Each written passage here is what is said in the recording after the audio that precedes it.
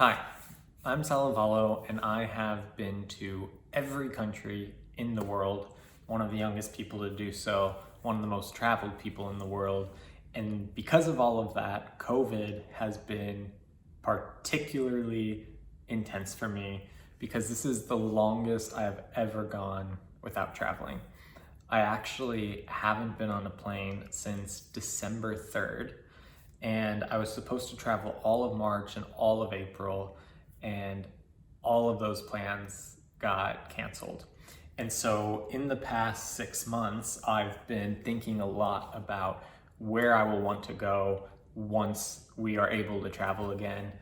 Who knows if that will be later this year or next year or longer, shorter, who knows. But just like I always have, spending a lot of time just daydreaming about different locations. The past couple months working from home, sitting at home, I've just been thinking, where are the places that I really, really want to go back to? Where are the places that I want to explore for the first time? And so this week I'm going to share a handful of those stories with you guys, or not stories, but just kind of the places I've been dreaming about.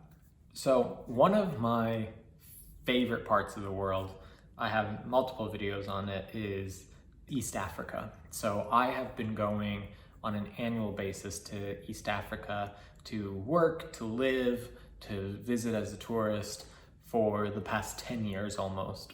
And I really love every part of it. I have a few farms in Tanzania. I go every single year to those. We are in Tanzania, in the village where my farm is, where I come every single year for the past 8 years. I have a big fascination, like intellectually and just, I don't know, like kind of like spiritually almost, with Rwanda. Kenya, I think, is a really exciting place in terms of economic development. I spent 6 months living there, so I have a personal connection. And, also Uganda, Burundi, the whole area is really fascinating to me. And so I think that probably the first place that I'm going to make sure that I get back to as soon as we're able to travel is East Africa. And I'm specifically thinking of like two main places that I would love to go, or maybe three actually. So the first is my farm in Tanzania. I consider my friends there my closest friends, some of my closest friends. For almost a decade, we have really shared our lives with one another. And I also feel some sense of responsibility to them because I'm often helping them with new businesses. And we have a bike shop there, and we want to set up a clothing store there, and I'm also thinking of building a house there. So I want to go and kind of continue those plans, and to see my friends, and to just go back home. It's one of my homes, and I really, really miss it. And so I would just love to go back to Tanzania. It's also just one of the most beautiful places I've ever been. All of the really bright green farmland. It's near the Udzungwa Mountains, so there's these like mountains in the distance, and it's just really special to me. Like there's this one spot called Kisawasawa that I love, that I always like to go to for the sunsets. It's just the greenest. It has a totally different climate than the rest of the village, and it's just beautiful. I always love spending time there. I've driven out to the farmlands, my favorite spot in the village. How beautiful. Look at the sky. Wow. Beautiful Tanzania. Also just like sitting with my friends and speaking Swahili, practicing my Swahili. Mimi ni hapa kijijini Mangula, Tanzania, ni hurudi kila mwaka kwa miaka 7.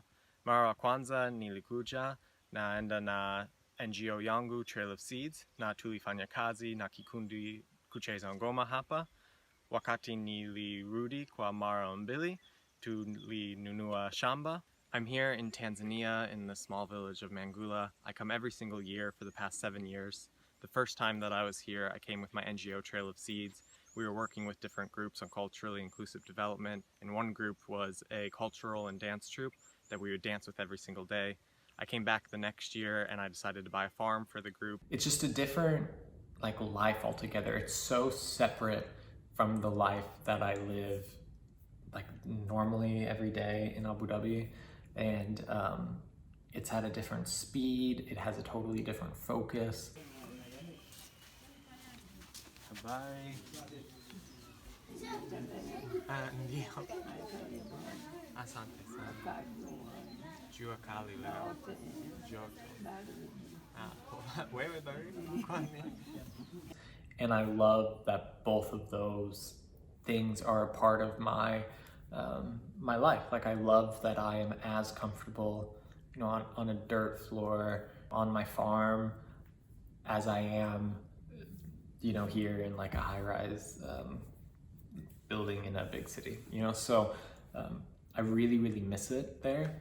It's also where I converted to Islam, and so I have a really deep spiritual connection to the village, and I always loved to pray in the mosque there, the small mosque where I said my first prayers and where the elders who really guided me into Islam. And so, yeah, it's just I haven't been there now for over a year. I last went in May 2019, and so I usually go every year, or at least every calendar year, and having not been is really like affecting me, and I really, really want to get there. It's also not the easiest place to have communication with, so I'm not able to speak with my friends every single day like I would like to. And even, if I could, it kind of occupies two separate places in my mind. It's hard I always find it weird to communicate too much with them when I'm here. It just like doesn't really correlate well. But I'd love to go back to Tanzania. It's also been interesting, actually. I've sent maybe a dozen or half a dozen of my followers have gone to my village, have been hosted by the family that hosts me when I go. And that's really cool. I love that because, there's so much beauty there. There's so many just like wonderful people. And I'm happy that they have welcomed others. And, I would love for any of you that, once we're able to travel, that you're interested in, getting the experience that would be really hard to get anywhere else, to go and check it out. So that would also be great. But in addition to my own village, I really have been thinking a lot lately about getting back to Rwanda. I just have I've always had a academic fascination with the history and the development of Rwanda because I studied economic development, and Rwanda is one of the most spectacular development stories to go from what happened with the genocide in 1994 to being the cleanest, fastest growing, one of the bright shining stars of the continent and the world is amazing. I've invested personally money in Rwanda in the past 8 years because I really believe in its growth story, and I love feeling that that optimism that comes from this beautiful place. And it's really one of the most beautiful places in the world. I remember when I first went to Burundi and Rwanda in 2011, I remember thinking that I was so mad that nobody had ever told me that this is the most beautiful place in the world. I don't know, it would be interesting to see where people think is the most beautiful place.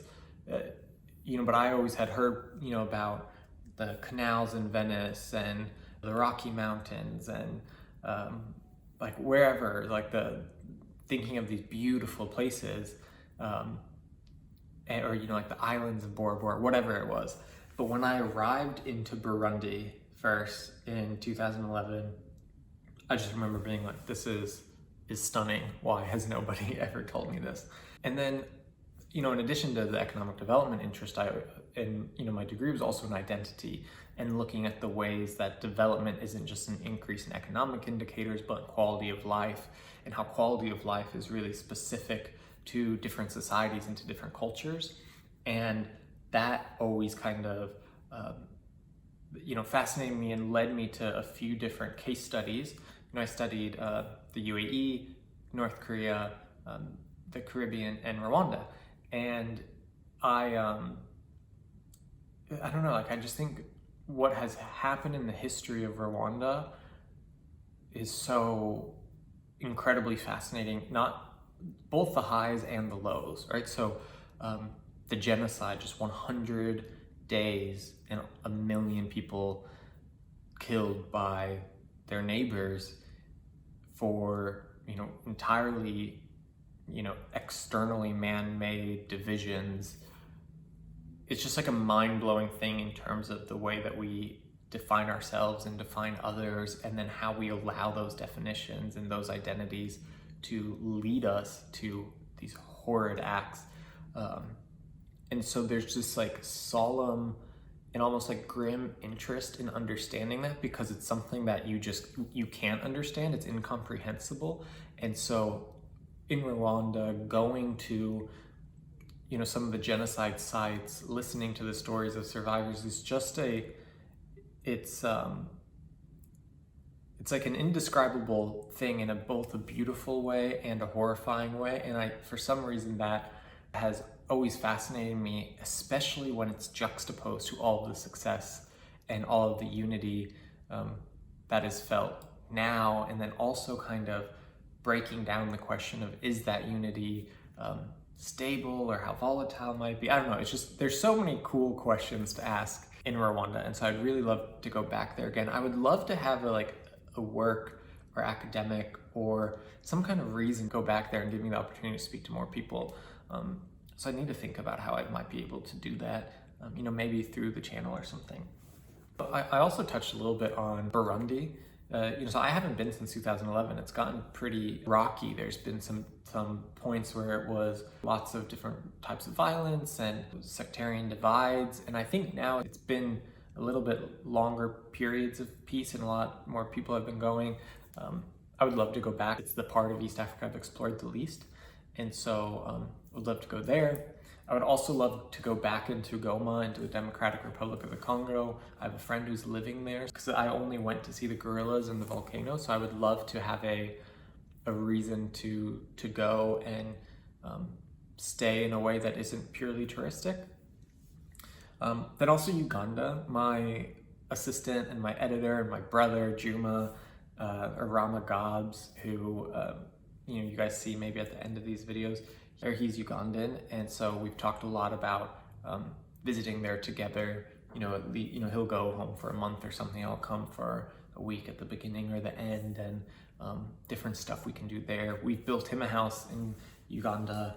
We're thinking of maybe building a school potentially in the future.